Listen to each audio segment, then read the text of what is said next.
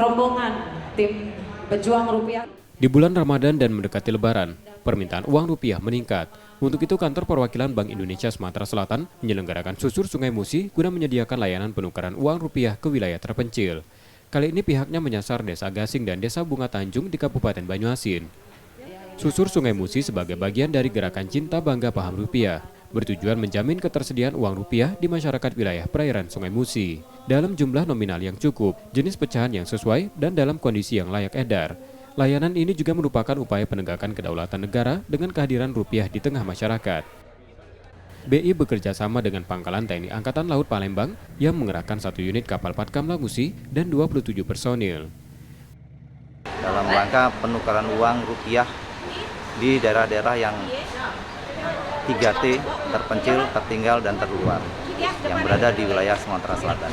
Sesuai dengan programnya bahwa uang rupiah adalah simbol kedaulatan negara, sehingga kita tetap akan bersama untuk menjaga kedaulatan negara melalui rupiah.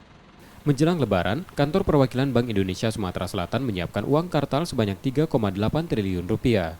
Menjangkau masyarakat, Bank Indonesia membuka layanan penukaran uang baru pecahan kecil selama Ramadan. Total ada 145 titik layanan penukaran, baik di bank maupun area publik seperti rest area tol, stasiun kereta api, dan pusat perbelanjaan. Rizky Nurmizan, Kompas TV, Palembang, Sumatera Selatan.